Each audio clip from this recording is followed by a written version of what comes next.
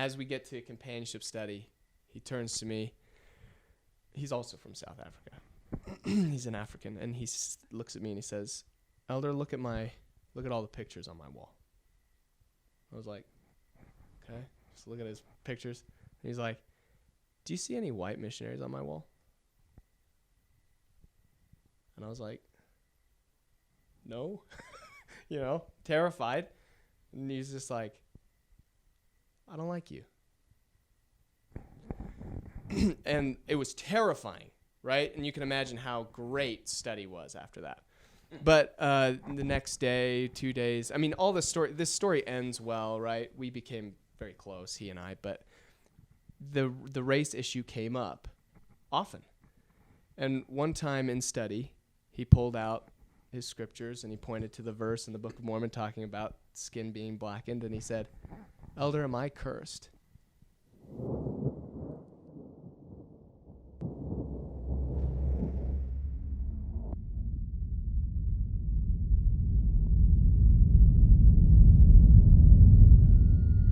What has two butts and kills people? Wait, no, seriously, don't tell me this. What has two butts and kills people? An assassin. That sucked so bad. Okay. Should we dive in? Let's do it. First time. Deep end? Dive into the deep end. So today, we are going to talk about a pretty heavy topic. I think each of us in the room might recognize that we have no credentials as it pertains to this particular topic. We thought it'd be a good idea to have four white guys talk about the church and its past in regards to race. Black people. Yeah. So this will be I think acknowledging that up front, and any of our comments may be short-sighted in some ways, and for that we apologize. But at the same time, I feel like these kind of conversations need to happen more openly and authentically, especially in the church, in an environment where information is flowing freely. I feel like this is a topic that a lot of people struggle with. If people have heard of the whole shelf analogy, where you have a lot of questions that you kind of place on a shelf, and eventually the shelf gets too heavy and breaks. I've heard a lot of people say that when they learned about the church's history with race and the priesthood, that was the thing that finally said, cracked that shelf and brought things tumbling down and made it really hard. I know for me, speaking authentically, this was like a hard one for me. It wasn't like a shelf cracker, but it was definitely like a hard thing to look at, hard thing to read, and hard thing to absorb. But if you don't have these kind of discussions, you're going to have more and more people in the church coming across this information, or outside of the church for that matter, coming across this information and feeling completely deceived or feeling blindsided by the information. So let's dive in. So anyway, the topic, if we weren't clear, is basically the priesthood ban, priesthood and temple ban. And what it was people of African descent, Black people, were not allowed to receive the priesthood, which we in the church believe is the power of God, and they were also not able to participate in the temple. It was just a thing that happened, and until 1978, when that policy or doctrine was reversed. So I think let's first talk about, before we jump into the ban and discussion on the ban, racism as a whole. Like I want to get a general feel for how you would define racism. What is racism? And someone smarter than me answer. I don't have an official definition. My definition would be that racism is seeing another race from another, I guess, origin, a continent, it's another geographical origin, being inferior to your own or to others. And inferior meaning not as intelligent, not as gifted, perhaps, or not as worthy physically, of or not as worthy of something, whether it be God's love or societal recognition or humanity or charity. Yeah, I think the easiest definition of racism is essentially discrimination based on race, whether that's in action, right, or in thought. I do think it is important to make a distinction between race and culture, right? You know, the Asian countries, for example, are, you know, very studious, very high mathematics scores. That's not a racial characteristic. That's a cultural characteristic that they place on the importance of, Right. you know, So it's not certain like they things. are born uniquely superior. Yes. They are brought up with certain values that make them perhaps end up in a Sure. superior place in a certain Yeah. category. Yeah, and I mean racism there's positive and there's negative racism too, right? Like I don't think one is right and one is wrong, but seeing an Asian and assuming that they're really good at math is probably a positive racism. Or someone seeing a white person and assuming that they have a bunch of money or something like that. Racism in general I don't think is fun, but obviously there's more hurtful racism than Thinking of someone in a positive light because of something. Take it easy, boat shoes. I don't know the reference, but I like it. It's a comedian. Sorry. Gotcha. I don't have a fully formulated definition, just because I feel like you always have to have some crazy caveat for one thing and another. It just could become an endless chain. But I just kind of just personally view it as any belief that that the color of somebody's skin makes somebody better or worse than another person. And I guess like a simpler extension of that for me personally right now is just that. So a belief and some consequences of that belief, I think, is racism. I will say there has to be like an action taken. Does that make sense? I mean, no, because a belief doesn't necessarily imply action, right? But I think that the combination of both. Yeah.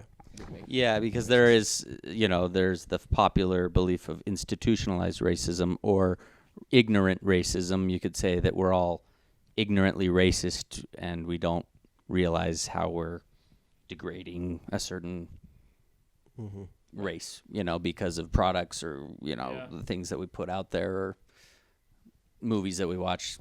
Anyway. Zach, you would have been able to have enough time for a fully formed idea of racism if you were on time. I was late.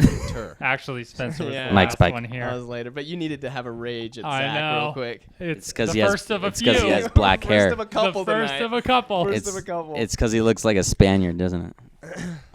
All right. So in terms of the church's priesthood ban, let's dive into the priesthood and temple ban on race. Was that racist? Yes.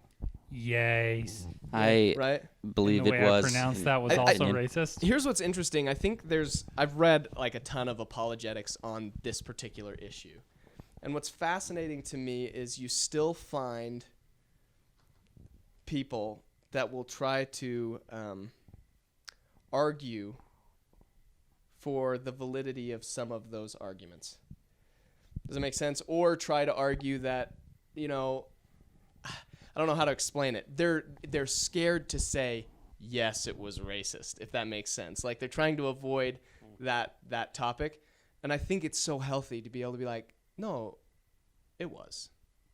Clearly. You know what I mean? Here's a question I have about that, actually. Right? So the church obviously believes in the principle of repentance, right? Confessing and forsaking your issues on a personal level.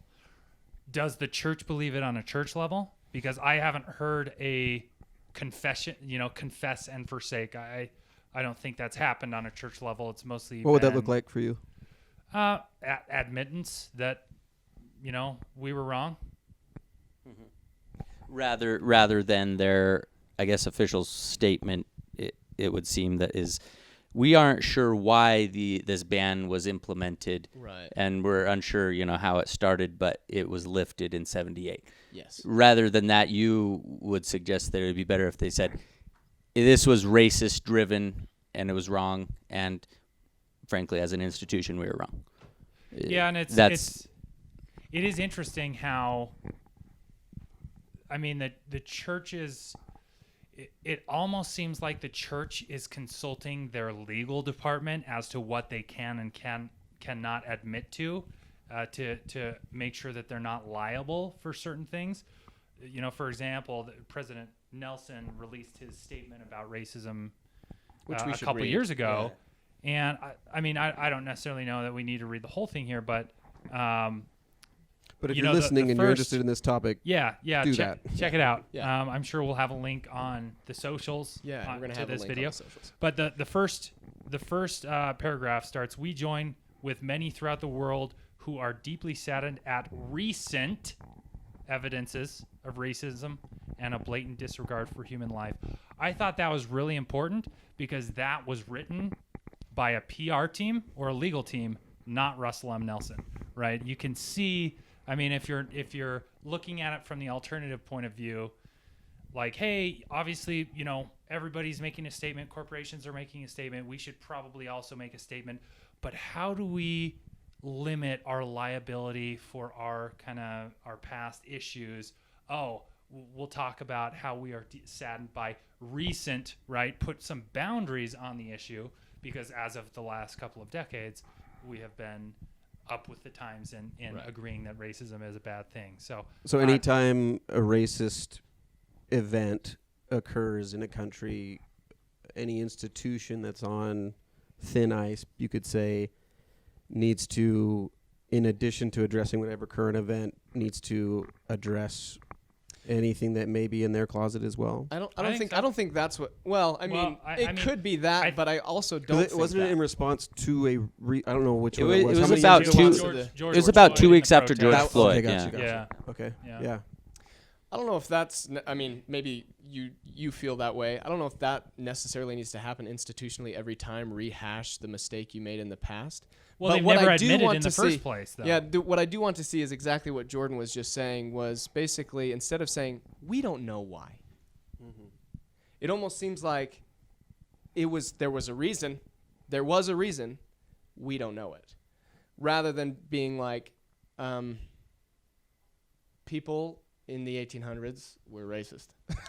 You know what I mean? And and then move from there and say, look, the reality is there was racism in the 1800s. It was rampant.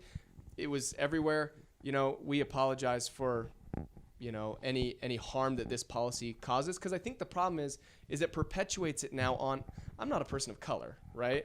But I know that there are still people of color in the church that feel frustration because they look at it and they say, but why aren't they just saying that was race? I think versus- a big reason is because of how long, and I think we should address this, how long the priesthood ban was in effect. It essentially was from Brigham Young in the 1850s. 1852, I believe. Yeah, till 1978, over 100 years post-civil rights movement. Yeah. And I think that would be probably a difficult one to address as a church, you know, because it's like, well, why was it so, you know, like, why were we racist after everybody else wasn't? Yeah. Why were we You know? lagging so much? Yeah. And I think that's a huge question we should cover. I mean, Brian, you weren't finished with your comment yet, so I want to jump back to your comment before I move on here. No, I think that's the main thought in regards to, you know, President Russell M. Nelson's comments. I do have a premise. So, you know, I've seen a lot of comments on social media like, hey, looting and violence is bad. Like, okay, your who thinks violence is good, right? Is there anybody on the other side?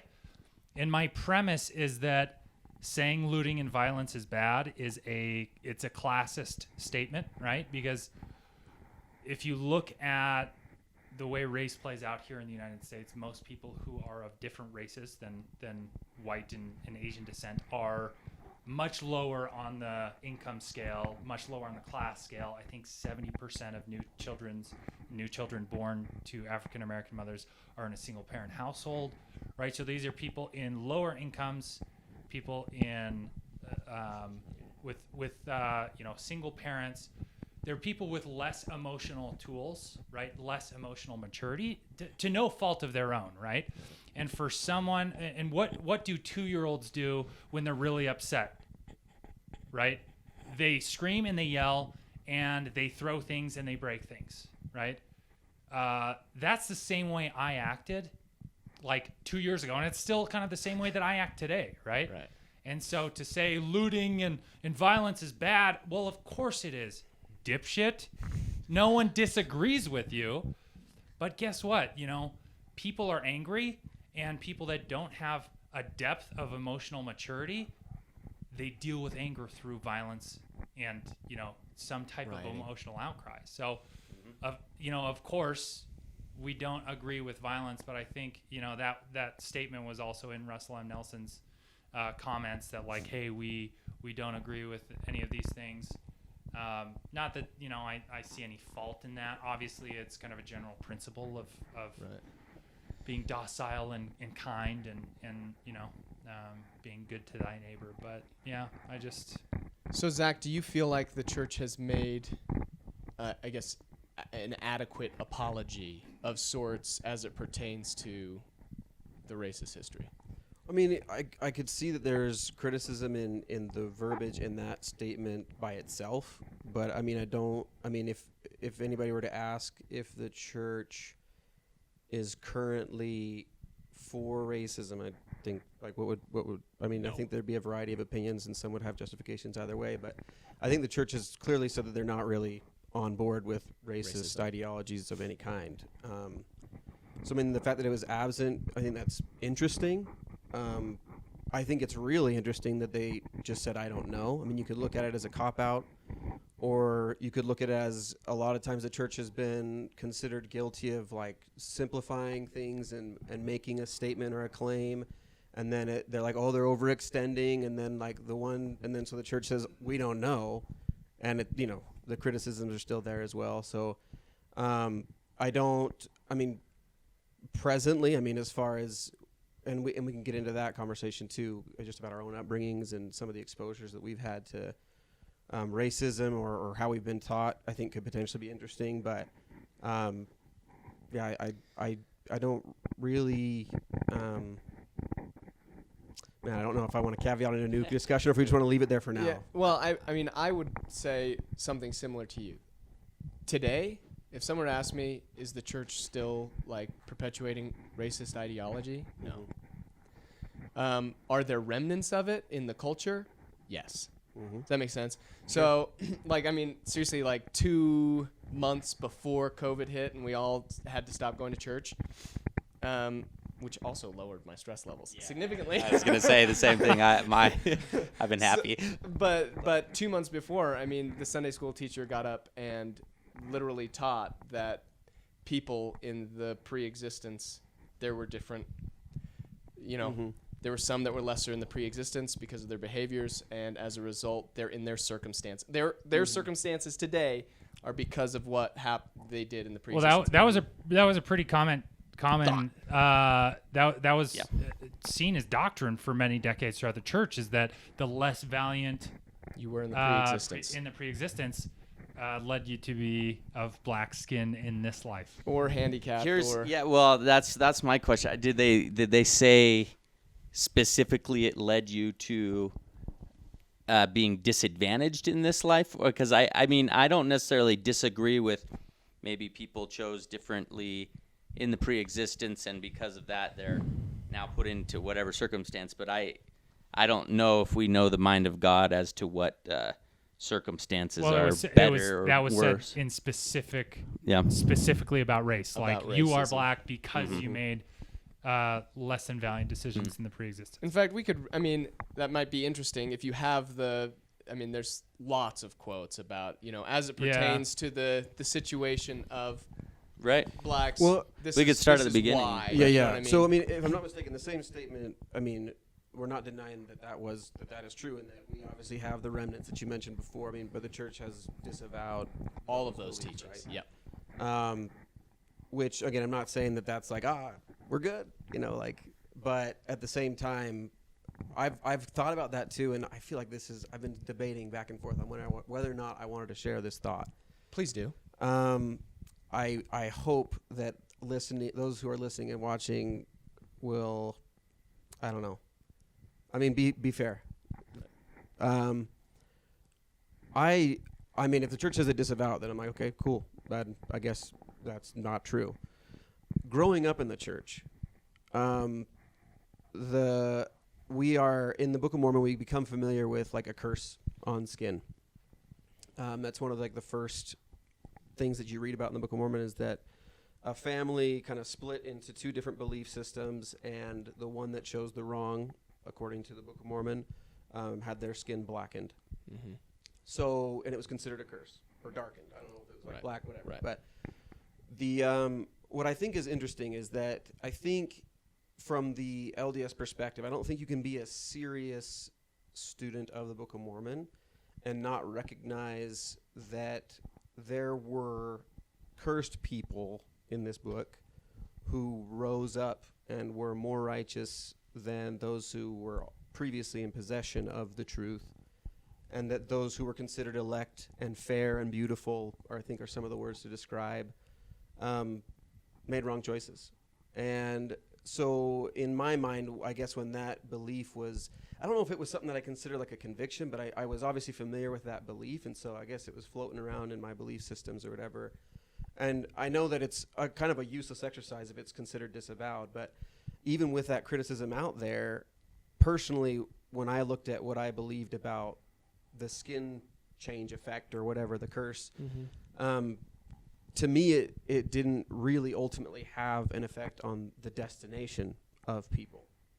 And there was plenty of talk, again, more on a cultural aspect of like the traditions of their fathers. And both sides said that it was the traditions of their fathers that oppressed the other side. And, you know, so I think we've actually heard those arguments before, even, you know, from an early point in our LDS upbringing. But I don't even know if that thought even serves for anything in this conversation, but I just figured I might kind of point that out as something that was a part of, I guess, my development and understanding, whether right or wrong, you know, that was kind of how I was processing that from where I sat and lived.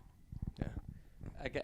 If I could interject, I'd say of all the controversial topics regarding, you know, the LDS Church and what it's done wrong or right, this one is probably the hardest for me to swallow, simply because I've always just seen people as the same, I guess. And I don't say that just like, oh, I'm not racist, guys. I'm an ally. Yeah, but like I really just always grew up just thinking everybody's the exact same, and it's just like I have darker skin than Spencer, and you know he has darker skin than somebody else. Maybe No, albino. I don't.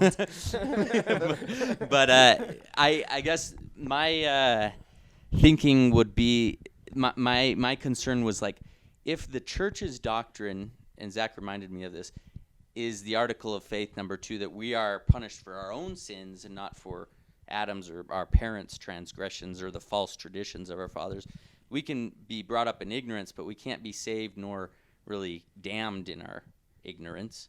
And so I find that that doctrine being one of the principal doctrines of the 13 articles of faith, it seems to contradict any notion of that race or whatever skin you're born with is means that you're inferior in the sight of God. I just never thought that was the case. Which is fascinating given Brigham Young's statements. Yes, you know? exactly. I think this would be an interesting avenue to explore, at least our own interactions, if any, frankly, in our Utah bubble with any people of different races. So let me say this. in response to this, I think it's fascinating the avenue of Joseph Smith versus Brigham and the stark contrast between the two, because I do think that Joseph was far more open to more radical ideas. He ran for president as an abolitionist. Yeah, he ran for president, but also, you know, he did give the priesthood to blacks. You know, like there's two cases of that in history, and you know, obviously with all the racist stuff going on at the time, that was a pretty radical thing to do. And then you've got the stark contrast of Brigham Young, who is a much different Who revoked leader. Or I think it was either him or Snow or somebody that when revoked that Yes. sealing or Yeah. the priesthood ordinance of Took it back. Mr. Abel, or Brother Abel. I want to dive in But I don't think it deeper was to Joseph break it Smith. down. Yeah, he was. Should we talk let me about that let me first? answer his question, because I was just going to share an experience, and hopefully this is this is okay. So I served my mission in South Africa, and it was my first transfer. I was with another companion from South Africa, and he's amazing, just a great guy. But I was in the middle of nowhere, and it was a 2-man district, just me and him, for like 6 months. It was just me and him, and it was hard, really hard. And then my next companion came in, and when we drove from the airport, it was a 3-hour drive to the airport, and then a 3-hour drive back, just me and him. He didn't say a word to me. And when we got back to our flat, we got back to the apartment, and he started setting up his room. In the study room, he put up all these pictures, and still, like, 0 words to me.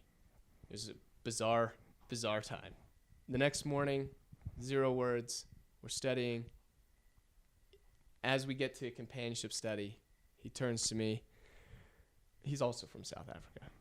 He's an African, and he looks at me and he says, "Elder, look at all the pictures on my wall." I was like, okay, just look at his pictures. And he's like, "Do you see any white missionaries on my wall?" And I was like, "No," terrified. And he's just like, "I don't like you."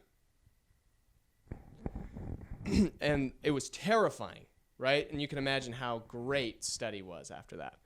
But the next day, 2 days, I mean, this story ends well, right? We became very close, he and I, but the race issue came up often. And one time in study, he pulled out his scriptures and he pointed to the verse in the Book of Mormon talking about skin being blackened, and he said, "Elder, am I cursed?"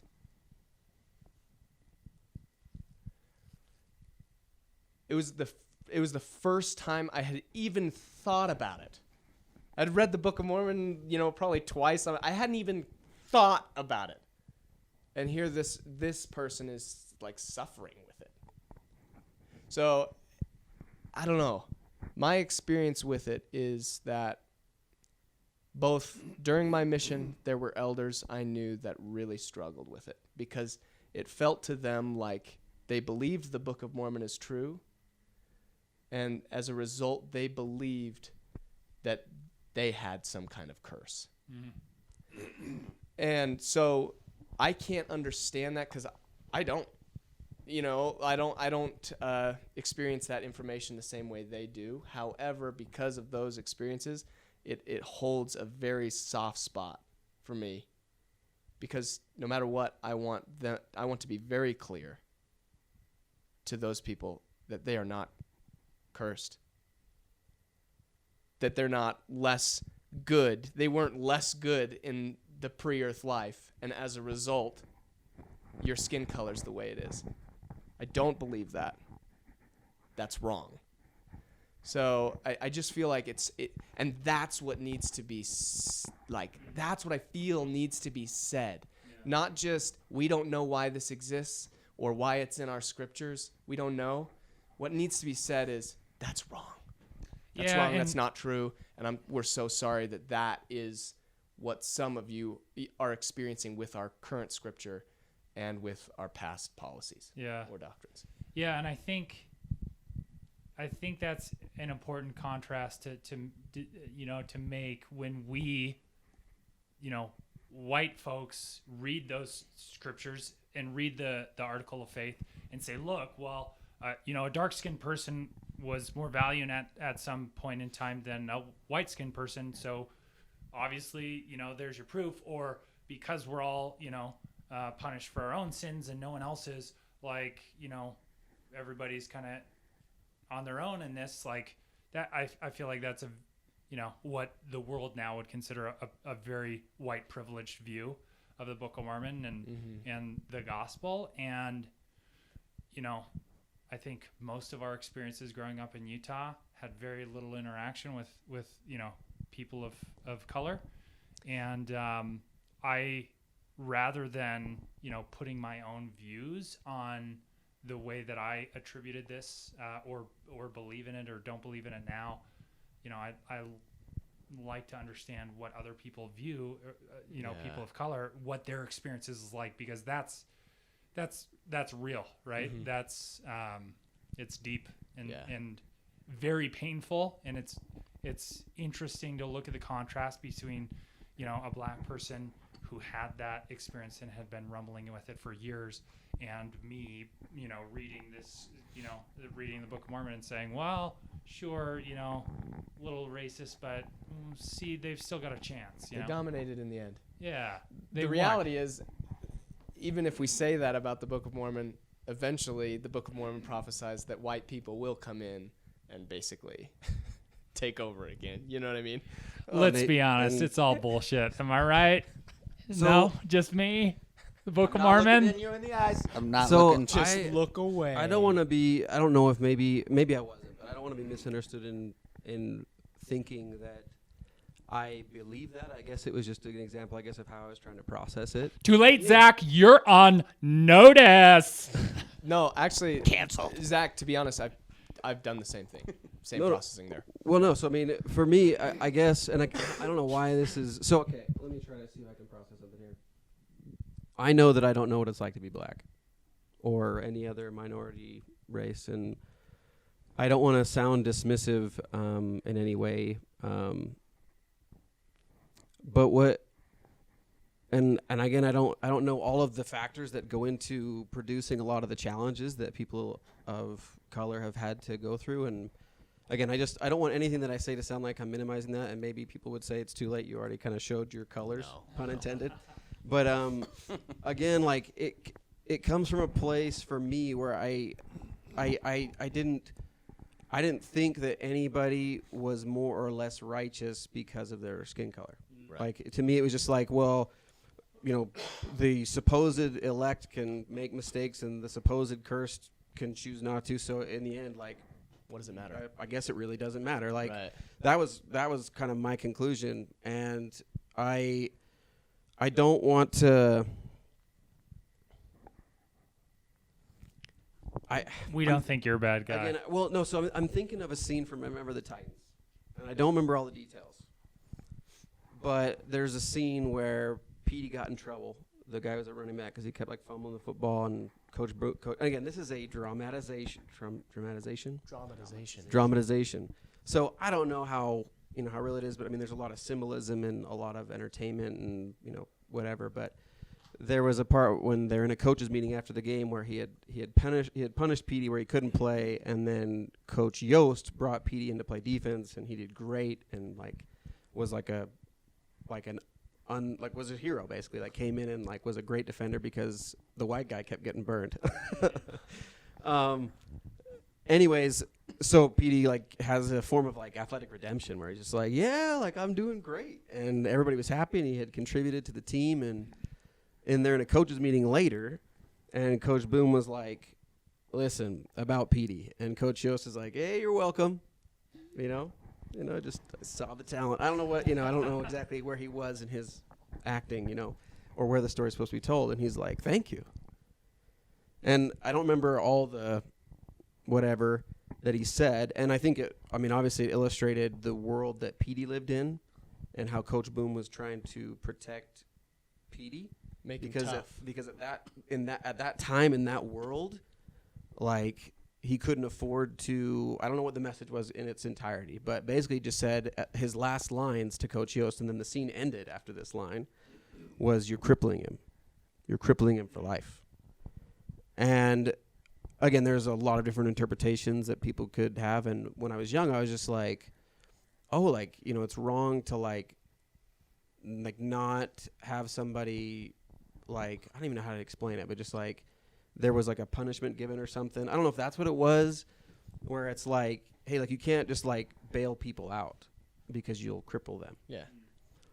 And again, I know this is the whole potentially leads into the bootstraps argument, and maybe I've got some issues that I need to work through or something in terms of understanding the race issue. I openly acknowledge that I don't pretend to know all the answers, but I mean, all I have is me right now, and and what I believe and what I feel, and so I'm just being honest about that. But I also don't want to look, and again, this is not a critique on you, Brian, but like I don't want to look at people looting and rioting as like, and I know you're not saying that they're exactly the same as a 2-year-old, right? But like, it sounds like we're looking at these people like they're incapable of like being better than that. So, to be clear, I wasn't talking about black people. I was talking about the looters and those violent. And to be clear, my brother was arrested for that. So there's morons in my own family of my same skin tone. Highland, Utah. Who are of the lesser emotionally capable. Right. No, so Are you listening? and again, I don't see myself as like, I know I've heard terms thrown around like people thinking that they're like white saviors or something, like they want to fix the race problem, and like I don't, I mean, where my, personal convictions lie is obviously that like the person who fixes things is Christ, and we try to be an extension of him in life, and we just try to be close to the Spirit and try to just align our agency with the little piece of good that we can put in the good bucket and not be a part of the drops in the bad bucket. So, I mean, all that aside, like growing up, like I didn't see people. So I didn't have the experience that you had as an adult. So Right. I'll just share this with the like admission that like my exposure to black culture personally is fairly light. Mm-hmm. But I did live in North Carolina for close to 4 years. I was from when I was like 8 to 12, and it's kind of funny. Like my parents are super cheap, so when basketball season rolled around, they just looked for the cheapest league to sign me up for. Again, I mean, that's, Your team was dominating, probably. so that was I got Wait a put on second. I got Positive put- I got put on a racism. team at it was called like Sugaw Creek Rec Center, SUGAW. It was not an accent, it was like spelled out that way. I don't even know where it came from. Maybe it has nothing to do with an accent, but Sugaw Creek. And not only was I the only white person on my team, I was the only white person in the league. I never saw another white player until we played in like the county championship or something. I don't remember what it was, but like it was like the league next to our league, and we were playing against them. And I always admired your ball handling skills when you moved here in 6th grade. This is going to be a It great was story off. for that. I appreciate that, Jordan. So in practice, we, I had played basketball before, and there were some people on my team who hadn't played basketball before, and then other people who did. But my coach, also black, decided to put me in at point guard, right? So I've got, in our very first game, I dribble the ball up court, and I get the ball stolen from me. So I get the ball, and I dribble up the next time, ball stolen from me again. So coach says, all right, Alonzo, you're taking the ball. At So- 8 years old, point guard just means you're the shortest guy. Yeah, that's right. That's right. I don't know. Or I was wearing number 12 because John Stockton was my guy. I don't know if maybe that's whatever, right?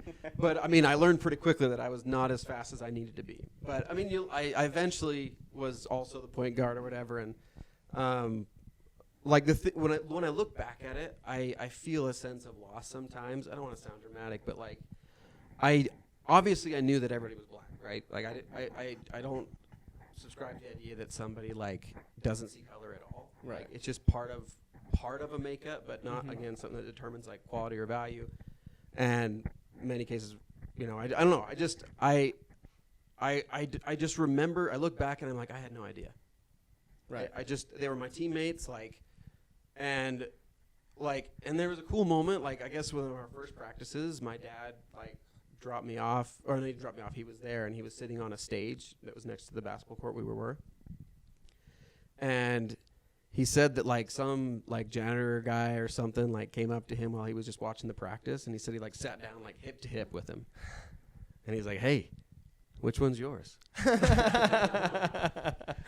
And, like, Awesome. and my dad just, like, laughed, and then they just, like, chatted it up for a bit, right? And, like I remember in one game I got hit in the eye, like, and it was, like, all red and puffy, and, like, I sat out for a little bit, and then I got back in the game. When I got back in the game, Alonzo came up to me, and he's like, how's your eye? And I was like, what? He's like, how's your eye? And I literally said what to him like 4 times. that bad. Like I literally just did not have like the. You couldn't hear it. I couldn't. Couldn't hear And it. finally he's like, "How's your eye?" And I was like, "Oh, that's good. It's good."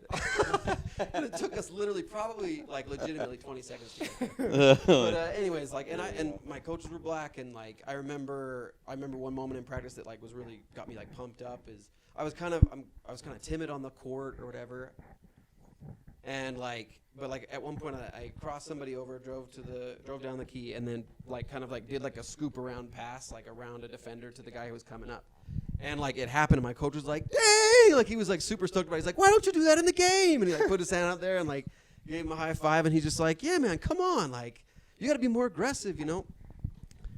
And like I look back at that and I'm like, I had no clue. Like it was my coach and they were my teammates, and like at the end of the season we went to a buffet with all of our families and we had food, and like it was like there was nothing about it that at the time to me was just like whatever. Right. And like I think that I don't know. I think But you're a race. kid. How do you experience that? Like it's hard to have an adult brain and look back at your kid brain and analyze how you could have had a better experience with that. So looking at, Brian, I want you to jump in with this question. If we're bringing it back to race and the priesthood, why would you're looking at a church that claims prophetic capability, but we lagged the marketplace, let's say, in people making improvements in how we treat other races. So I don't know. What are your thoughts on that? First of all, like how does that, do you feel like that is indicative of anything in terms of prophetic capability, I guess? Yeah, so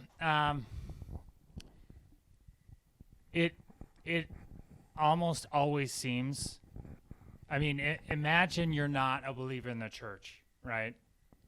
And you're just looking at the actions of the church, right? 1978, they say, okay, blacks now are able to have the priesthood when the civil rights happened a decade earlier, right? It looks extremely reactive, like the church is responding to the changing ideas and beliefs of the people, which I think it's hard to believe that there is a prophet, someone who speaks to God at the helm of this church when they are decades behind most issues, right? And so, I think I just think it's extremely reactive. It doesn't look like, Russell M. Nelson's comment looks like a PR press release, right? Not a prophetic statement, a vision, a conversation with God, you know? Here's a question. So say that we all do believe that the prophet speaks from revelation as the mouthpiece of God. Can you conceive of any possible reason why this was delayed, or the priesthood ban was lifted a decade after? And is that something that we should explore at all? I think that's a cop-out argument. I think it's a common belief in the church that we're going to have trials of our faith, and so things are always going to happen wrong. Kids are going to die of cancer. God is just testing us. I hate that response. I think it's terrible. I think that's just an easy cop-out for pretending to be a God driven church with Jesus Christ at the helm, rather than not that. Yeah. Do you feel like it's something at all to explore, or is it just like we should set that aside as a reason? Because my personal opinion is I don't know, and I don't think I'll ever know if there is a reason why there was a ban for so long that came from God. I don't know if that's even a thing that came from God, or if there was a reason. But my personal belief is that I don't know, or I never will know. But sometimes I like to explore those kind of, discussions. I think if anything, for me, what it really highlights is there have been instances where things that prophets have taught are now considered something that we say we disavow. Does that make sense? There's things that prophets have taught that now we disavow. If anything, that teaches me that whatever comes out of a prophet or apostle's mouth is kind of up for grabs, if that makes sense. It's temporarily true until a press release comes out saying that it's false at some future time. And maybe not said that strongly, but basically that gives all of us the opportunity to take accountability for how we respond to what is coming out of their mouth. Does that make sense? Yep. So like you can look at it now and you can question it. Mm-hmm. That's okay. Mm-hmm. Like, and the ability to be able to say, no, I'm going to ask questions about that. That doesn't feel great to me. And maybe at some point we'll have the whole LGBTQ conversation, which I'm sure we will at some point. But there's things that we can talk about where you can say, that doesn't feel right to me. So, I mean, and interestingly enough, that same Russell M. Nelson, I mean, you could say that some of his most recent themes have been, you need personal revelation. So if you want to use church leadership as a crutch, like, and you just want to take it point blank, like that could set you up for some trouble. well, look. I mean, that's not how he said it, right? But I mean, just putting a lot of the emphasis on being able to discern conclusions that are from God for you at whatever time and place you find yourself. And look at what his most recent. Oh, I'm trying to get to it right now because I want to read it. It pertains exactly to what I'm trying to say here, which is. He made. Oh dang! I didn't open the right link. But the point is, can we talk about Brigham Young? when you're done? Talk about Brigham Young, and then we can come back to this in just a second if I find it. But Okay. So to set the stage for this conversation, 45 minutes now, probably closer to an hour and a half into the conversation, I think it's important to touch on where the racism issues in the church started, right? Because there were some cases where Joseph Smith had, baptized and given the priesthood to some black individuals prior to that. I don't think racism issues started with Brigham Young, but I get what you're. yeah, Like, Sure. I mean they were Yes. there. They were there before. But Yeah. It just got In worse. in terms of the become- the record of racism really started in 1852, and it wasn't even at a general conference or something like that. It was at a Brigham Young was the Senators. territory, Yeah. the governor, the territory. I don't know what the. It was a Senate meeting, I believe, and Yeah, he's the governor of Utah. He's the governor, and so he's talking about essentially he's spilling his whole opinions and ideas in terms of racism in the priesthood, right? So a couple of a couple of quotes, right, from Brigham Young. It is the greatest blessing that could come to some men, meaning the children of Cain, right, black individuals, to shed their blood on the ground and let it come up before the Lord as an atonement. You nor I could take any more life than we can give, right? So it's the greatest blessing that we can do to kill them on the spot, send them to their maker. It is a great blessing to the seed of Adam to have the seed of Cain as servants, right? So it is a blessing. It is an eternal principle, right, that the seed of Cain served the seed of Adam. Now, the conversation comes up as to whether this is doctrine or principles or opinions. Two different places in this discussion in 1852 in this discourse. First place, I have given you the true principles and doctrine, right? So the prophet says this is doctrine, right? And then there was another place in this discussion where he said, it will always be so, right? It will always be so. So obviously there's some very damning stuff here. I think it's important. I think it's funny to compare and contrast Russell M. Nelson's comments in the press release to a comment from Brigham Young, right? So at the end of that first paragraph in Russell M. Nelson's response to the recent evidences of racism. We abhor the reality that some would deny others respect and the most basic of freedoms because of the color of their skin, right? Now going back to Brigham Young's speech. Again, to the subject before us, as to the men bearing rule, not one of the children of old Cain have one particle of right to bear rule in government affairs from first to last. They have no business there. This privilege was taken from them by their own transgressions. I cannot help it. It is a great blessing. Let's see, I already read that part. Therefore, I will not consent for one moment to have an African dictate me or any brethren with regard to the church or state government, right? So black leaders don't belong in the church or in the state government. So here are my thoughts in regards to that, right? Was Brigham Young odd for that time? To be honest, I don't know. I don't think so. I think it was pretty common back then to believe in, racist ideologies. I think, right, and if we were claiming that Brigham Young was just a man, great. He's racist, so is everybody else. Not a problem. But if you claim that this man speaks to God and is God's mouthpiece on the earth and says, it will always be so, these are the true principles and doctrine, he's either a prophet or he's not, right? And this looks awfully like he's not a prophet when he's saying these things.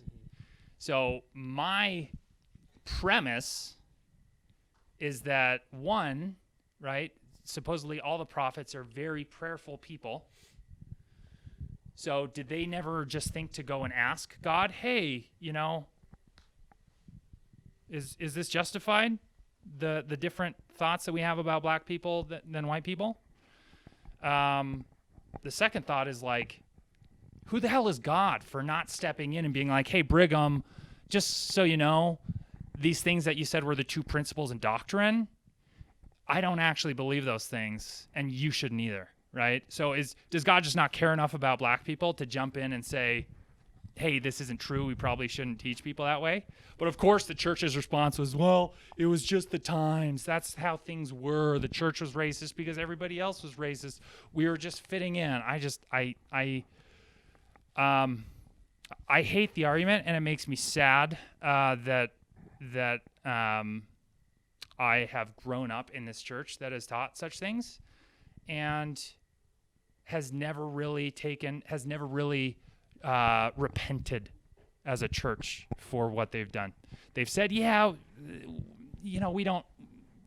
wasn't doctrine. That really was doctrine, even though Brigham Young said it was the true principles and doctrine, right? So I feel like the church has always just tried to avoid as much conflict as much as possible rather than being open and honest. It's like the church doesn't believe in the principles that we on an individual level believe in ourselves. Yeah. So anyways, those are my thoughts. Brigham Young's a racist. So is everybody else, right? But if this man speaks for God, God sure as hell better step in and say, hey, this isn't right. End of...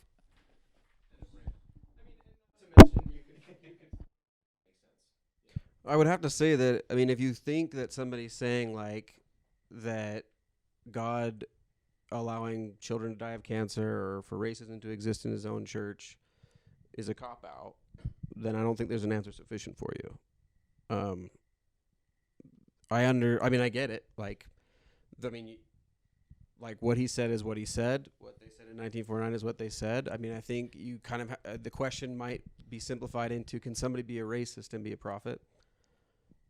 That's as basic as my question gets. And is that and right there? Great. So and you could extend that out to current times, which is like, what do we do about racists? What do we do about racism? So we can tease that maybe for the next half of our discussion, but address, can a prophet be racist? Can a prophet be racist? Man, that's a tough question. I mean, honestly, I don't know how. I mean, reading that, I mean, you shared that with us to review. I mean, that's hard stuff to read. Like, especially when they're like explicitly saying like, not a policy, this is doctrine, blah blah blah. It will always be so. And it isn't. I mean, as far as the church is concerned, it isn't. It's not a policy. And I mean, you were just saying, Brian, before the break, you know, you don't know if you ever really knew somebody who had ever given any sort of a racist approach in the church or in your neighborhood. Is that correct? To my recollection, I've never really seen or heard a firsthand experience of racism, at least that was noticeable to me. And of course, there could be stuff that I'm just naive to. And I think we've kind of gone through different variations of the same argument, which is, I think that some people think that like that if the church is touched by God, that it should have a perfect record. I mean, I know that today your biggest gripe potentially, or one of them is like own it in the way that you want them to own it. And I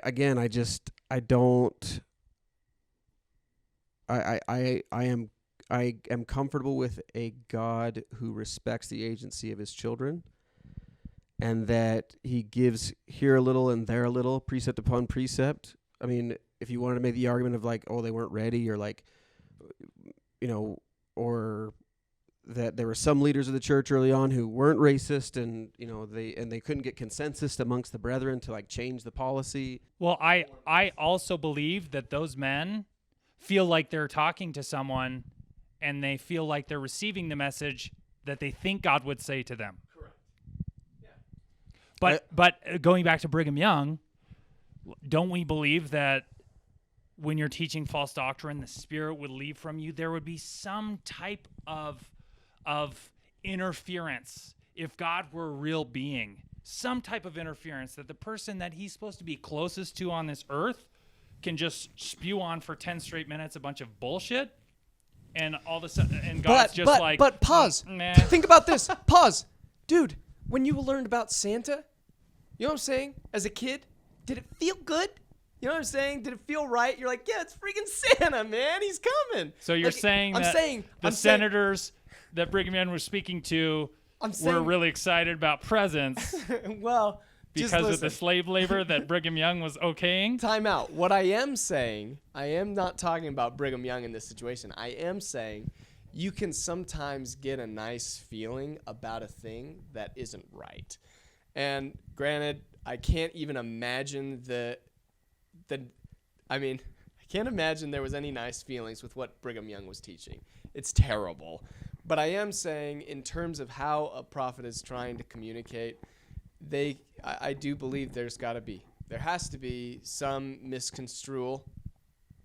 And as a result, it makes it all at the same time. How can we trust what they say then? Yeah, well, right, exactly. So there was, Right. I think there's a common quote in the church also in regards to like Brigham Young, where there's like, and I don't know, my hope from these conversations is just that people who feel troubled or prompted by these discussions will try to do their own research. I mean, do your own stuff and figure this out for yourself. Or they could just take my opinion as theirs. Sure. So that is also an option. But exactly. just one more thing, and then go ahead. But I was just saying, I think there's a pretty well-known quote where there was like some brother commenting on Brigham Young specifically. Again, I'm not trying to say this to excuse, but I think again it's opening up to what Spencer's discussing, where it's like Revelation's tough, and like even the prophets don't get it right because they're fallible people, whatever. There was a quote where it's like the difference between when Brigham Young was talking as Brigham Young the man and Brigham Young the prophet. And I mean that's something that's actually been said specifically. Do I think that absolves him of what he said? I mean, that stuff is pretty terrible. But at the same time, even at that time, there were people who were kind of aware of sometimes Brigham gets ahead of himself or something, right? Again, that doesn't, excuse the fact that Wilford Woodruff and then a whole line of prophets after that continued and perpetuated that racist ideology. But also something to consider where there's been an awareness of these are people. We're all imperfect, even the prophet. So again, coming back to what President Nelson has said, like, where are you at with your own ability to perceive things in personal revelation to maybe get your own answer to a lot of these tough questions? Right. It goes back to like the Catholics believe that the Pope is infallible, but nobody believes it. Mormons believe the results. prophet is fallible, Yeah. but nobody believes it. And it's just a struggle we have in our culture. We can't quite wrap our mind around the idea that a prophet, for some reason, isn't getting that perfect, streamline of... Which draws back to the very question, how can you trust what is being said? Well, so Which is hard. real quick, I want Jordan. I want Jordan first. Say it's going to be awesome. So Oh, real you're quick passing comment. it? So I accept the fact that men are fallible, right? But this whole doctrine on blacks in the priesthood is essentially, for me, I think it's as big of a doctrine shift as valid baptism being sprinkled on your head versus totally immersion. Like, at some point, there's like, the church is not true if this thing is completely, if half of what we believe changes over time and has no basis in what God actually feels and thinks, right? Says who? Well, that's why I prefaced that as that's the way I feel. That's my opinion. So I feel like it's a big enough deal, right, doctrinally, that it doesn't, a man being fallible is just, it doesn't quite cover the scope of what happened. So I understand the sentiment, of course, prophets are fallible. But when you claim to be speaking doctrine, like, and that doctrine being perpetuated for over 100 years, you would feel like God would step in somewhere. So, anyways, sorry. Jordan Hughes. No, yeah. Well, speaking of big doctrinal questions, these discussions, when it gets to that point of like, what kind of God would guide this to happen, or what does it say about the church when we say that this is a prophet who speaks for God and yet he's spewing these terribly racist things. I like to step back and see the bigger picture. I think zooming out really helps. When a scripture comes to mind that Jesus said, "Woe," or offenses must come, but woe unto them by whom they cometh, and the real. So that doesn't really answer the question of, was this prophetic, or was this ban not from God, or was it from God? I think the real big question that Zach reminded me of is like, why do kids have cancer? Why does God allow racism? And the big answer to that is because God doesn't exist. I think the big answer to that is, what are we doing here? That's the real question, is like the point of our existence on earth. If there is a point to our existence on earth and God has that in mind, it is that we experience very negative things. And many people experience far worse than us 4 Caucasians from Alpine, Utah, But for some reason, he knows who can receive those things and how it's going to affect their soul. This is me saying this coming from a belief that God has a purpose for sending us to an entropic mortality in which we can experience something that will contrast our eternal soul and make us more like him. That's my personal belief. And so zooming out like that, I think really helps answer the question, does God exist and why would he allow bad things to happen? There's many reasons why parents do things that their kids don't understand. Can somebody be a prophet and a racist? Can And you left it. Can a Racist be a person prophet? who speaks directly to God be tainted by the ideas of men specific to that very time? And so one thing that I guess my personal response to that, because I don't know if any of us even said anything more We than couldn't just get kind of to like, it, I think yeah. that's kind of like one of the big questions of this topic. For me, and we can dive into it more or something, but the best explanation I could come up with for myself at that time was in 1852, yes. In 1949, yes. In 2020, no. Explain yourself. Yeah. So it is kind of along the lines of what you were saying, where in your description, you're like, is it a generational thing where we're kind of always operating within the context of what we knew at the time? I feel like we ideally, like each generation, like slowly gets further and further away from its own ignorance. And I was looking up a post recently by our favorite atheist, Sam Harris, but I thought it was, thought it had some connection to Das Instagrams. Yes. So he had this post. He said, "We will embarrass our descendants just as our ancestors embarrass us. This is moral progress."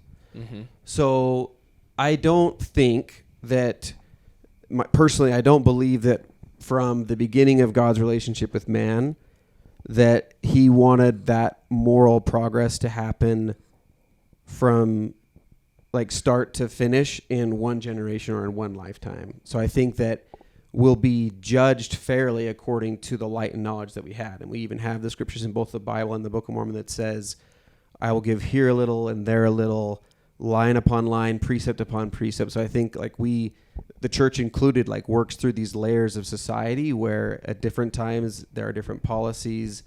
And there's a lot more difficult questions to ask. I know that's not a simple response or a simple solution, but I do think that there should be more credit given to a fair test if this is to be a mortal probation, where we just don't have the same information that people had, or people 500 years ago didn't have the same information that we have today. So it's just a different standard. So my question then to like latch onto that is, how do you even define what is the nature of that relationship between a prophet and God? Right? So like, as I thought about this after our last conversation, I was like, well, that's what I'm curious about, right? Because I talked about, and maybe this is in the previous episode, and hopefully it's not, I'm not repeating myself here, but like prophet talks to God, God talks to prophet, prophet tells us what God has to say. It seemed like a really just basic relationship. And so nowadays, if I look at it scripturally, the prophets were kind of really open about it. Like if Nephi had some kind of heavenly, manifestation, he openly and, boldly proclaimed exactly what those conversations were. And I think the scriptures set up kind of this, that's how it is. Like, Thus saith the Lord. Yeah, this is the heavenly manifestation. I saw an angel, I saw God, whatever it is, and they're willing to share it. Whereas I feel like now, the teaching is more, those experiences are too sacred to share. Does that make sense? Which is a cop-out. Well, we could call it a cop-out, but it's an interesting thing, right? Because the prophets back then, far more willing to talk about those heavenly manifestations. Now, it's much more hush-hush, I would say. So, I don't know. I think that's maybe a little bit of a misconception, only because there are moments in the scriptures where we do have prophets saying, and many other things did the angel or did this celestial experience show me that I cannot share now. And I'm not saying that like the blank there was like, by the way, racism is bad, but don't tell anybody. But also we're looking at, in the Book of Mormon or even in the Bible, we're looking at thousands or hundreds of years of history, and then we've got like 2 pages dedicated to this like transcendent, explicit vision from heaven. Right.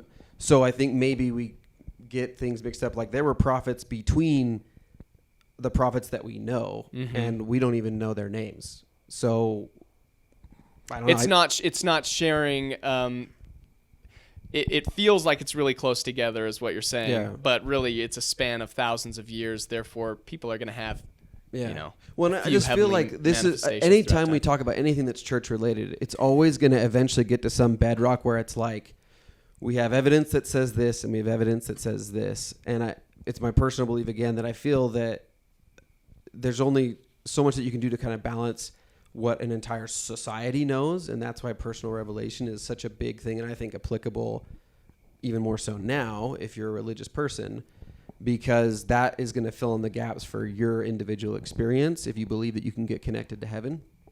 But I've said for a while, and again, this is the book of Zach, which, for all we know, might be worthless. Zacharias. But I feel like there's always going to be just enough for yes and just enough for no when it comes to God. Like I don't think there's ever going to be a moment where it's like slam dunk, religious people are just ignorant zealots, or slam dunk, like nobody can deny that God is there.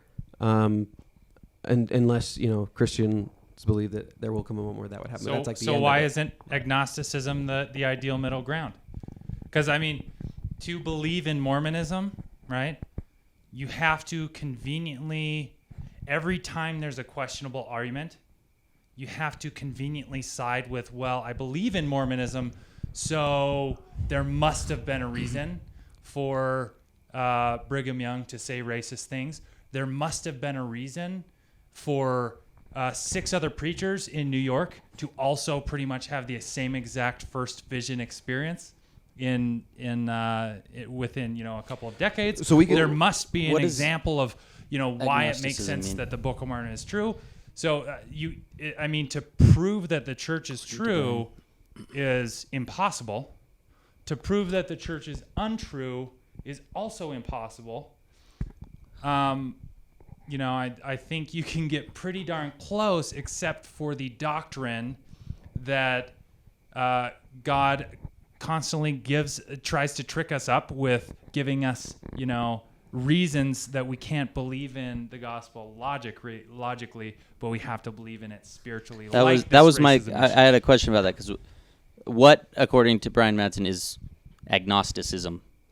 Is it just look at the facts alone and acknowledge maybe that we could be wrong about everything or right about some things? Yeah, what is it according to agnosticism? Is as far as I understand, an acceptance that we probably have no clue, and we may never know everything. Yeah. Or we, Would agnosticism also include the acknowledgement of certain experiences that aren't logic-based, not rationale or scientific? I that, think so. that would be but included. Those experiences that are not scientific based on today are likely going to be scientific here in 500 years, right? I actually agree with that. It kind of goes back to one of his there's many things we don't comments, understand. About, can we judge a prophet, should a prophet be tainted by the ideas of his time? We look at people 500 years ago who believe that the earth was flat, like they're morons. But yet we don't even think that our grandchildren are going to look at us who consumed McDonald's and factory farming and the cruelty in the factory farming system, and not, we don't realize today that they're going to look at us like slaveholders. We look at slaveholders, 150 years ago. My comment to that, though, is that should a prophet be lagging? Should a prophet be lagging, or should a prophet be ahead? Yeah, and so my opinion on the matter is that things that are not doctrinally based, right? Sure, 100%. But whether God gave the children of Adam, the children of Cain as servants, that was their eternal duty, right? Was to be servants. That's pretty fundamental doctrine that a prophet who claims to speak directly to God better not mess up on. And of course the argument is, well, we never know why God does certain things, and he always tries to test us, and I hate that argument, but go ahead.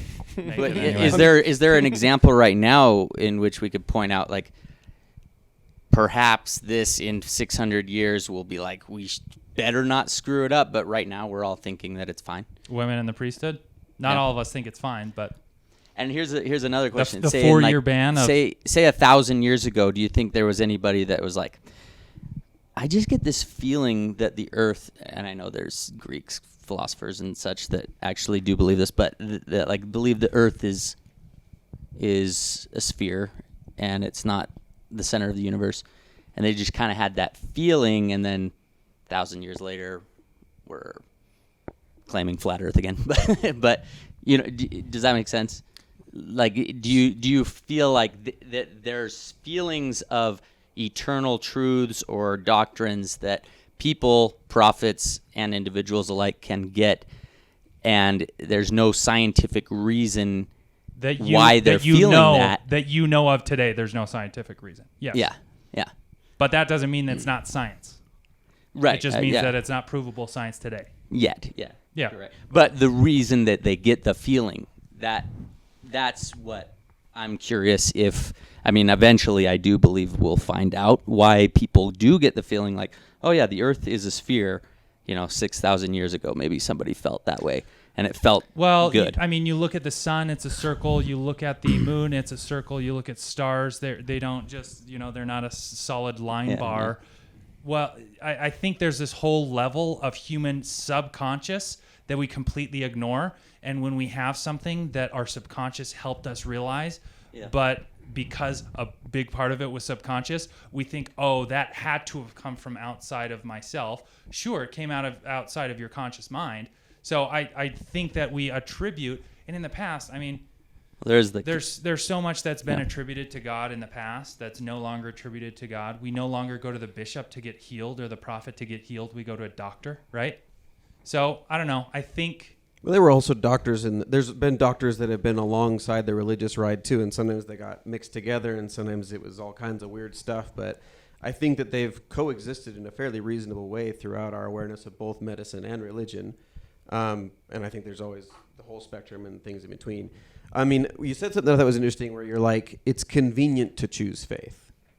And I'd say that in some instances there are people who probably just blindly or defensively, reflexively choose the easy faith answer.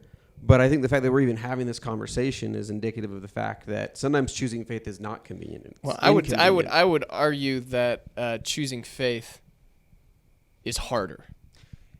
Yes and no, but I mean, why? and here's my point, because that depends on the individual. I feel like, I guess it does depend on the person, but my point is saying that it is, for me, incredibly hard in some instances to say, well, I'm going to place my faith into this thing that I don't completely understand right now. And hope that it works out. But that's also the easy answer. I'll tell you why after. Okay. And it's also the hard answer. But I also, and I want you to tell me why. In a different way. I want you to tell me why, but I also want to highlight the fact that my response to all of this is, it just goes to show that this whole idea of a prophet being communicated to by God is far more complex than we all wanted to make it seem as a child. As a child, you looked at it and it was just so clean cut, crisp, perfect story. Prophet talks to God. We know exactly what to do. But it makes me appreciate the complexity of actually trying to communicate with the divine. Mm-hmm. Because it's far more complex than just some simple conversation or seeing God and making it, and it all works out. It's so much more than that. And I feel like sometimes that gets swept under the rug in Mormonism. Sometimes we don't want to discuss those complexities because it's a tough wrestle. And then we get back to it's going to damage people's faith. And that would be my argument why, sometimes faith is hard. You know what I mean? Yeah. It's so hard because I'm constantly bumping up against, doubt and faith are bumping heads all the time in me. Because I do believe in the divine. I do.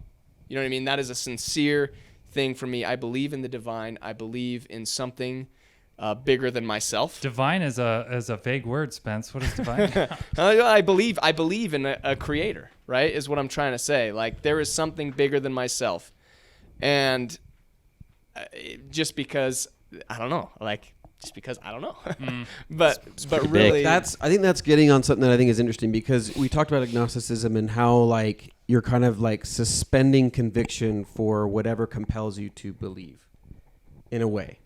Sure. And I would say that I don't know if it's possible, and we've had this conversation before as well. I don't know if there's a human being on this planet who is not in the midst of believing something, and if we can't consider belief as something that is inherently wrong or risky or intellectually irresponsible, because I mean it's what we have to work with. We don't know the future, and we don't know. I mean, there's reasonable explanations, there's reasonable arguments on all sides. Ultimately, it will come down to, I believe, we choose. We choose, and for the time that we make that choice, then whatever fits into that paradigm is something that we're more willing to accept and more willing to develop and build. And it doesn't have to be, and that's not just with religious stuff, because you can just see that people who choose certain paths will gravitate towards certain topics more or less easily. So, I think it's across the board. I actually believe that agnosticism is the manifestation, like true agnosticism is a manifestation of very dialed in faith, because you are essentially saying, I don't know, but I'm going to continue on with my life and trust I would that something's going to take care of. See, my issue with faith, the reason it's hard for me might be slightly different from Spencer, because the reason I have a hard time with faith is because I feel the need to control a lot in my life. I see something going wrong. I see something that could potentially go wrong, and I feel like I got to do something, but it's usually stuff that's outside my control, like other people's perception of me, or other people, like say a woman's desire to date me or such. And I can't control certain things. And so true faith would just be, okay, I'm going to let that go and have faith that whatever it is, that whether it be the divine or, universe, will have my back and I can continue to live. But true agnostics, I feel, do a very good job at that. They continue to live and just accept what comes in. It's almost less atheistic than the way I've lived my life for 20 years. Well, I think you hit the key word, right? Which is, I don't think it's faith as we understand the word that agnostics have. I think it's just, at least for me, it's just acceptance, right? If Accepting an things asteroid, as they if an are. Call asteroid it what hits you the want. Earth, I call it and reality. if an asteroid hits the Earth tonight and kills everybody, great.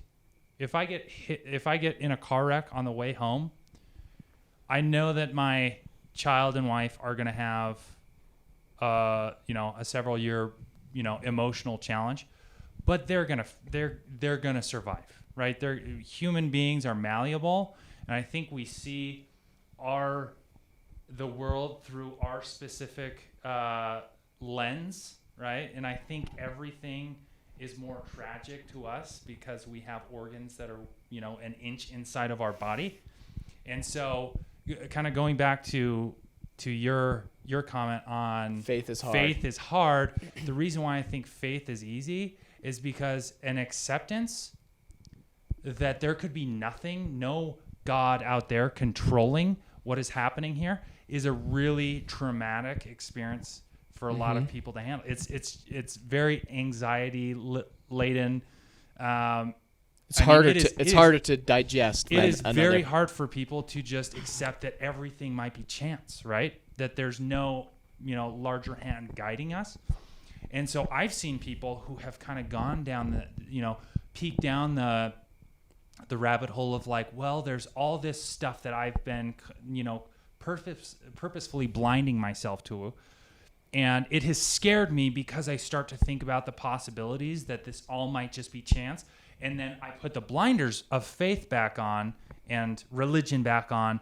And that's just easier for me to believe that, that life doesn't end after this earth. And that I'm going to live with my family forever. Experience with that, sorry, Zach, my experience with that is that I'm not trying to, in fact, I am very open to all of the information, which, from both sides. I have no fear of the information. Wherever the information goes, that's I'm fine with it. You know what I mean? I'm fine with what I discover.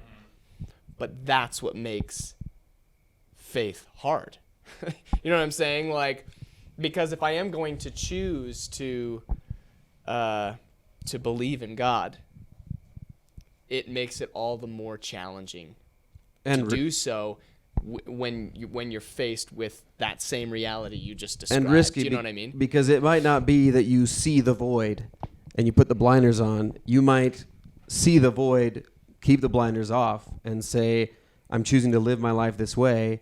And when I pass, I could have been wrong, or there's nothing at all. Mm-hmm. And I'll just pass and I'll just go into oblivion. And all of my payments of tithing and all the hours I spent in the scriptures or in the temple were all for naught. And what's wrong with that? You can choose to do that if you want, but for me, like I choose if that were reality, what would be wrong with that? Honestly, I don't think that would be that bad because it's over. There's no suffering for me. No You can't even no take pain. a look back and just say, "Oh, I feel bad for them," because again, you're gone, right? But again, you're choosing to say that I believe that's the final destination, so I choose to live this way. So I think that's where faith and acceptance are different. Wrong. What? I don't believe that that's the final destination. I accept the possibility that might be the final destination, while I also accept the possibility that there might be some white Jesus out there. I loved your Trump wrong, by the way. No, but here's the thing: Fake even though you call it acceptance, you are still making choices that That's you just cannot semantics. trace back to something that you might even have conviction of. But you're doing it because that's what you choose to believe at that present moment, and maybe you've held that belief for 5 years or 5 minutes. It's still you acting on something that is not provable, and to me, that is still faith. It's more than acceptance because it's action. Okay, so if every single person makes decisions by faith, are we just talking about the definition of faith? I mean, what is the importance of that comment, of the idea that I am acting on faith even if I don't? If everybody's always acting on faith, then it's almost like nobody's never acting on faith, you know? When everybody's special. I want to interject there because it's kind of ironic that a lot of people do have the experience, a lot of people, of when they start accepting, things start going well for them. And why is that, you know? And people can say, well, that's coincidence. They could say, the universe has my back. They could say, well, by accepting, you're a bit more grateful, and therefore your happiness levels go up. But I think there's no real way to prove why a life improves once you start accepting. And again, it's semantics. You could say it's faith, or you could say it's acceptance. But either way, once you start doing that, the life... your life starts improving, and I see that across the board. But I don't think it's provable why that happens. By accepting, by accepting reality, accepting just how things come, accepting things as they are. As they are, your life starts improving, yeah. And that's kind of just a fundamental truth. Life is miserable when you're trying to force the universe to your will. Correct. And so I don't feel like there's any way to know what that is. And that goes back to there's no way to prove that God exists or doesn't exist. And at that point, it just comes down to, what do I prefer that is taking care of me? Now that I'm accepting things, do I prefer it be white Jesus in the sky, like you said? Or do I prefer that it be like a universal spirit that's all interconnected? And for me, I actually prefer, and maybe it's because I grew up in the church, but I prefer a lot of the doctrinal theology that the LDS Church teaches about deity. You prefer a Heavenly Father who you can speak to and feel guidance from, and you also prefer a Heavenly Mother that is silent and you never get to speak to and never get to learn anything about, because she's doing the dishes and she's quiet and just making sure that God can do his duty. I actually feel a connection with the Heavenly Mother as well. Maybe that's because I come from a matriarchal family of dominant businesswomen. But yeah, so that's what I prefer. But again, it's just you can't go back and say, we need to have an episode about acceptance. Heavenly Mother, because I have a lot to say about this. I agree. But let me interject. This is real tangent. There was this analogy I heard. You guys tell me if you love it or hate it. But basically, it was a gospel analogy. So church teaches faith, repentance, baptism, gift of the Holy Ghost, endure to the end. So I heard someone basically explaining it this way, that whatever path you choose or belief system you choose, you still use the same exact principles that the gospel offers, which is, so if you dive into the rabbit hole, which I've done before, and it totally shook me, at some point I picked something that I said, I can put my faith into this particular thing. It feels more right to me. Repentance is next. I change my behavior to fit my new belief paradigm, my new faith that I've chosen. And then I immerse myself in information that then confirms the Holy Ghost. Basically, I immerse myself in information that confirms the same, that belief system. And, I endure with that particular thing until I approach information that again challenges the same thing, and then I'm lost again, reset my feet, and put faith in something else. I don't think that's a bad thing. I mean, the simple word for that, paradigm shift, right? Which is what the gospel of Jesus Christ is. It's one big process of paradigm shifting. But yeah, changing your behavior to fit a new belief system, that is I feel like that is a paradigm shift, and that's what the gospel is. So the question I ask myself is, okay, at certain times I've immersed myself in a lot of information that pushed against my prior belief system. As a result, it pushed me into a new paradigm. Then I decided maybe I need to immerse myself in different information that's going to push me into a whole different paradigm. And I think that's what life is. It's constantly shifting paradigms until you die. And the reality is, at that point, then we may have more information about what this is all about. But so for these prophets of the past who taught about blacks in the priesthood, man, paradigms shifted slowly over time. But I feel like that is the general progression. And shouldn't we always be seeking for a paradigm shift? And my response to that is 100%.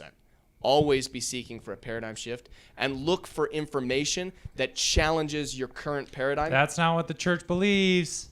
I agree that we could get better at teaching that. That's not what the church believes. I feel like that's faith promoting. Who said that?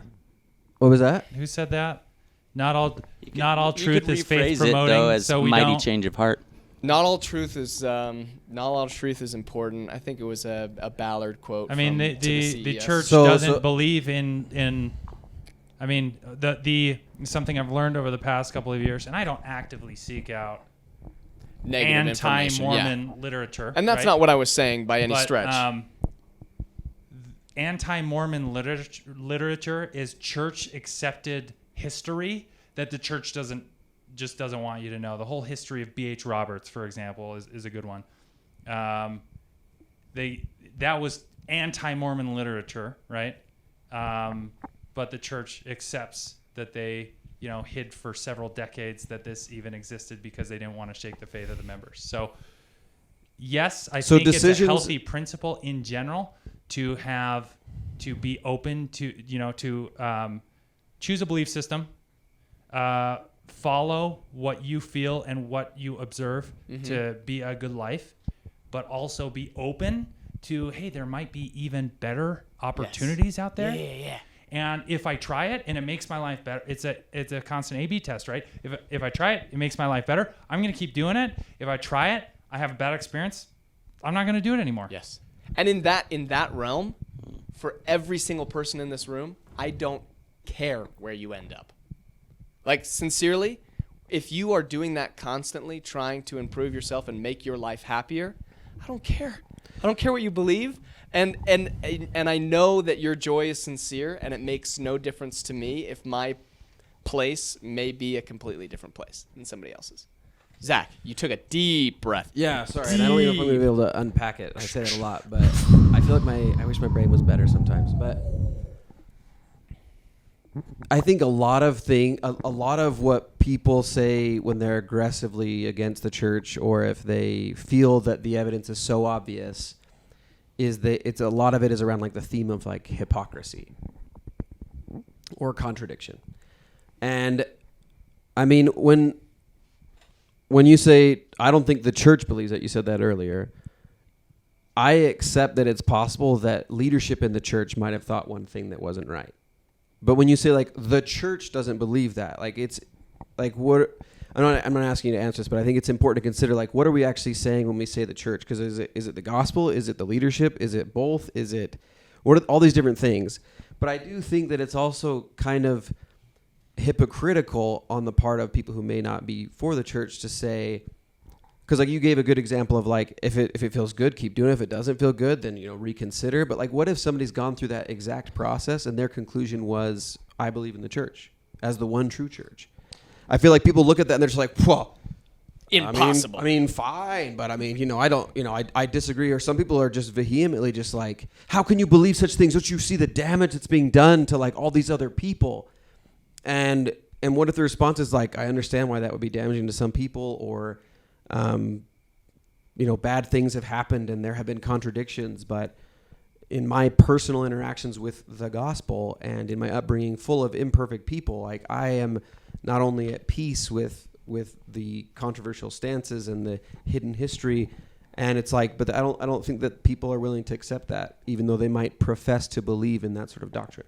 Mm-hmm. I'd agree with that, but the example that you just shared, I'd agree with that, but the example that you just shared is an A/B test, where A is what you believed before the church, B is the church, you believe that, and then you never A/B test again. That's essentially what Mormonism is. And if someone goes from A to B, Mormonism, it has a positive impact, and they never want to change again, fantastic. That's fine. But don't treat me like I'm a broken soul because I don't believe in what you believe. And when my life has gotten better for not believing. That's great. Right. So what I'm saying though is Harold B. Lee actually said it's the testimony that's rediscovered every day. That's a testimony that would kind of like withstand the day.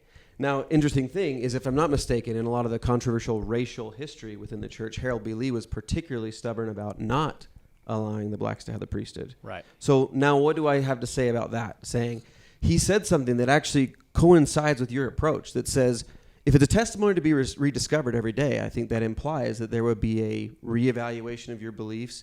Does it still stand? And if you're supposed to rediscover, that to me also implies effort in rediscovering. Or someone could perceive that as reinforcing a brainwashing. Sure, you could say that. Or maybe it's not that.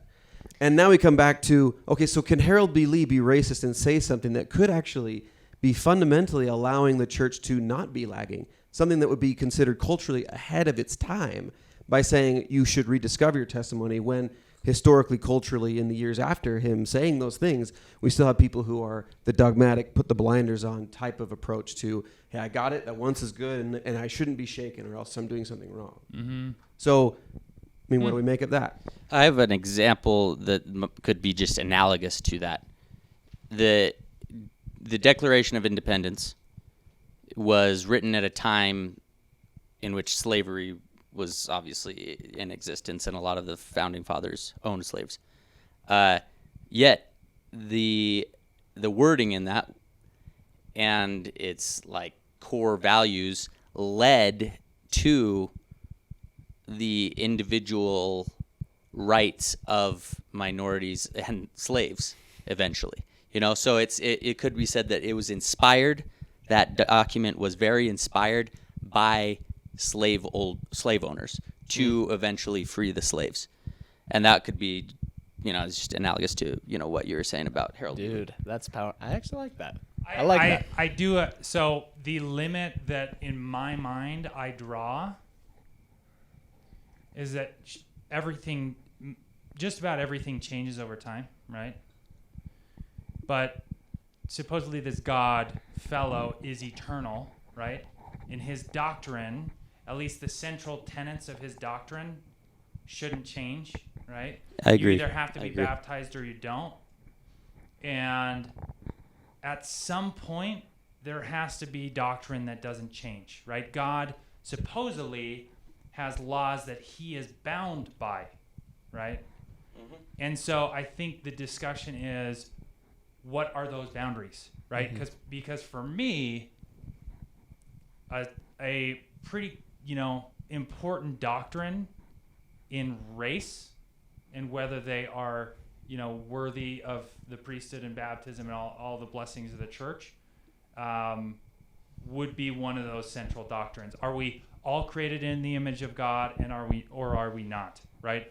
Are black people, created by God as servants eternally or not, right? It's at some point there's got to be some central tenets that guides what God is able to do that don't change. Here's my... Because if the whole idea of God, who God is, for example, changes over time, which it has, right? And we can go into Correct, that.